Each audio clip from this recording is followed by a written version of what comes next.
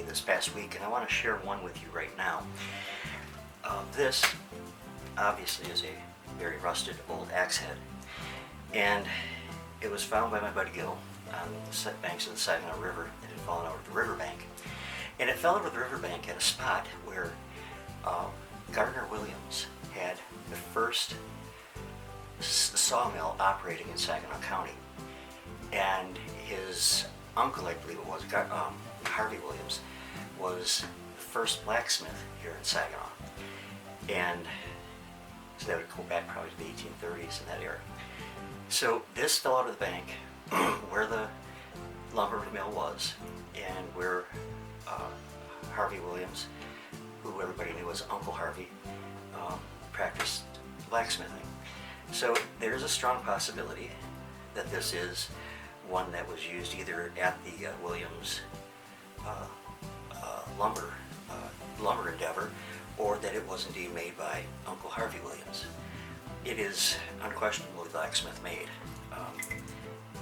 and a truly fascinating piece. Now, also, oh, that's heavy. I found in the Saginaw Hall of Fame a piece here about Gardner D. Williams, and there's a couple things in here I'd like to share with you that I think are pretty interesting. So let's start out with Gardner Williams was a pioneer, Saginaw fur trader, lumberman, politician, and land developer of renown. Williams was born in 1804 in Concord, Massachusetts, and his family was among the first New England colonists. An ancestor, Ephraim, was the founder of Williams College. Now, Gard Williams, as he was known locally, grew up on a wilderness farm near Detroit, Michigan, and learned the Chippewa language as a boy. Now, this served him to good purposes when he came to Saginaw in 1828 at the age of 24 to become business agent for the American Fur Company. Its trading post was conducted in part of the old Fort Saginaw building at what now is Court and Hamilton. Fort Saginaw was in operation for a very, very short time because everybody that was stationed there ended up getting very sick from the ague, and they closed the fort down. So it was being made use of, at least in part, by the American Fur Company. Now, Williams was a rugged, hard-fisted fellow respected by Indians with whom he traded. It's hard to picture Saginaw in that era. There were far more Indians than there were white Europeans, and but Gardner seemed to fit right in. He already knew their language, and he was respected by the Indians with whom he traded.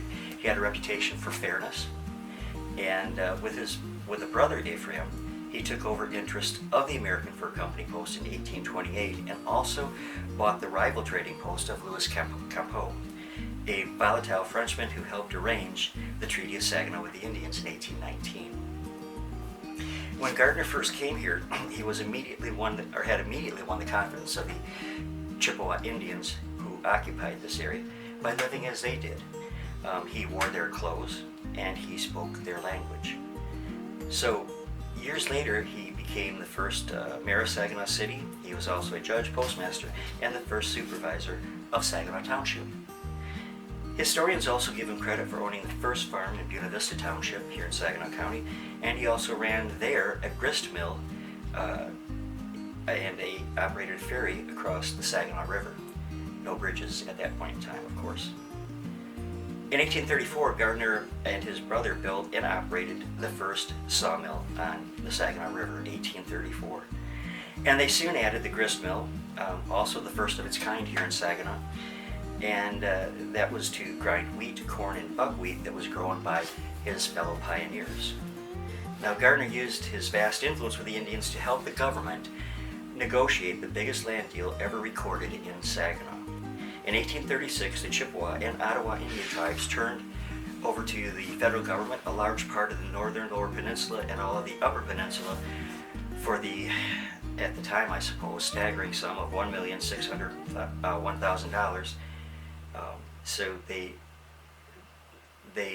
lost a lot more than they gained, though, the Chippewa did. Now, in 1829, Williams married Elizabeth Beach, daughter of another Michigan pioneer. You know, what I find interesting in this is when I was 13, I started writing for the Bridgeport Future newspaper and historical columns. And these names are familiar to me from way back there because Louis Campeau was one of the earliest settlers there in Bridgeport, and Noah Beach was the first township supervisor, and the Elizabeth Beach that I just told you about would have been Noah's daughter. So there then was little growth in Saginaw. A traveler who visited the community in 1831 counted only about 30 persons, including Indians and half-breeds. But about 1834, some development finally began to stir, and Gardner Williams asked a cousin, a Detroit machinist and blacksmith, to build a sawmill for him in Saginaw. And it was a crude affair, to be sure, but it ran. And it was powered by an old steamboat engine. So the mill was on what is now South Niagara near Van Buren. And see, I live on Van Buren here, and that's only about 2 blocks from where this first sawmill was. So that's kind of cool, I think. But the mill which Williams operated with his brother was known as the G.D.&E.S. Williams Mill. For a number of years, it furnished all the lumber needed in Saginaw for what would be a building boom, and shipped some to Chicago on lake ships. Now, Saginaw City, which is currently the west side of Saginaw, which is where I live, it grew, and so did Williams' influence and popularity. And in 1830, when Saginaw Township was organized, Gardner was elected supervisor. When a seat of justice was established in Saginaw City in 1831, he was named Justice of the Peace. Both on his own and with his brother Ephraim, he owned considerable property in the community. The brothers owned and platted almost all of the village south of what is now Cass, and a total of about 640 acres. And they also held land on the forested east side of the Saginaw River, now known as the east side. When Saginaw County was organized in 1837, he became the first circuit judge. In 1840, he started the ferry across the Saginaw River before there were any bridges, which I mentioned previously. And he was elected to the state senate in 1844 and appointed circuit court commissioner the same year when Saginaw City was incorporated in 1847 as a city of 563 residents, and he was elected the first mayor. So from that around 10 years of the 1830s into the 1840s, Saginaw was beginning to undergo a great change. And one of the really interesting things about it is that lumbering was so prolific here that actually our lumber from Saginaw was sent all over the United States at that time. So anyways, that's the story, and that's the axe head, and I hope you enjoyed this.